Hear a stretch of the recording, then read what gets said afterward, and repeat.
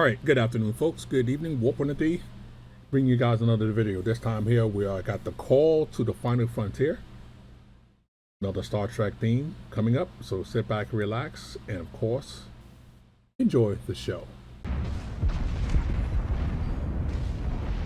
gonna have to rain down a godly firestorm on you.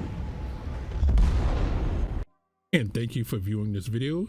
If you like the content, make sure you subscribe to the channel by clicking the icon above, and then of course hitting the bell icon to get notifications when the next video drops. So here we go. Okay, now I am a Star Trek fan. So I'm gonna put that out there in the video so that way that people will have an idea, you know, what it's all about and everything else, that so people aren't confused. I mean, literally, I do stuff like this. So I'm a true Star Trek fan. My Discord is basically welcome to the Federation.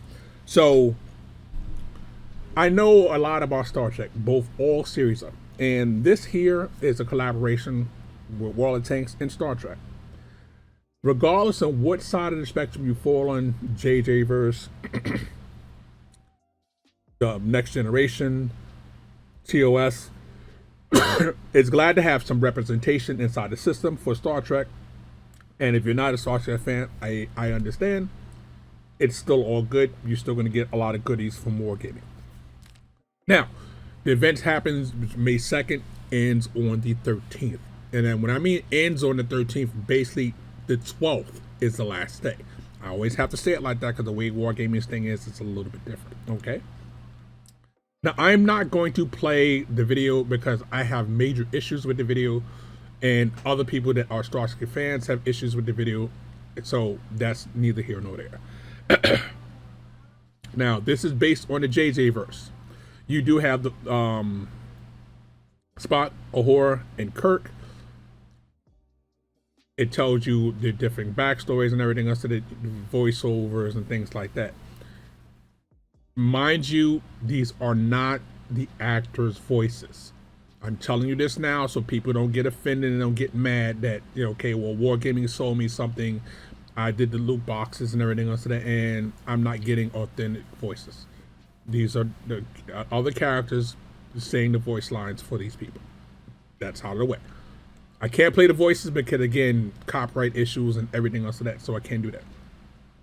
Now, this is basically the mission that we had last year, Mission to Mars. If you love the Mission to Mars thing, you're going to have a great time here. The only difference is the story behind it is different. The rover is going to act mostly the same. They have changed some of the abilities of the rover. They fixed some things and everything else to make it better than it was last year.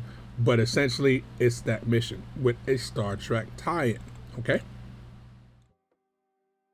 So, when you get these things and everything else that you have things that are be associated with it. Now, again, for the non-Star Trek people, this is probably going to make no difference to you. This is not going to make any difference to you. But premium time, components, crew XP, personal reserve XP, and components for mobilization system and bonds are going to be great for you. Again, for the non-Star Trek people, the first thing ain't going to make no difference for that. But the decal, of course, is going to make a difference because it's free decals. More components, again, more stuff for you to get, and more bonds. Again, like I said before, this time you will get a loot box inside here. So again, you get a loot box, premium days, components. We're going to do the cash because you're going to love the cash. And then from there, fire control system and a lot more bonds.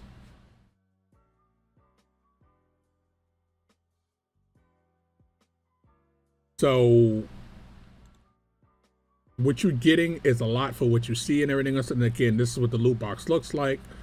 It doesn't really matter what the loot box looks like. It's more of you getting stuff in the loot box. That's how this works.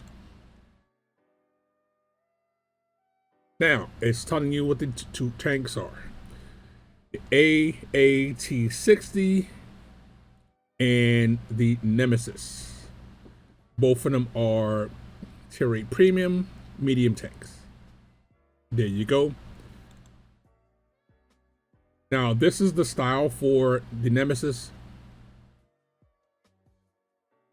Again, if you're not a Star Trek fan, you're not going to like the style. As a Star Trek fan, I do like the style, even though it's a JZ version and everything else. It just having Star Trek representation in the game itself is more than enough to look over anything else like that. All right, so you see how it looks and everything else of that, and then you have thing. Okay. All right, now you can see what you have the shield, you have the boosters just like last time, jump, mines, barrier, and the vortex like you have before and everything. Let's look at it going into action.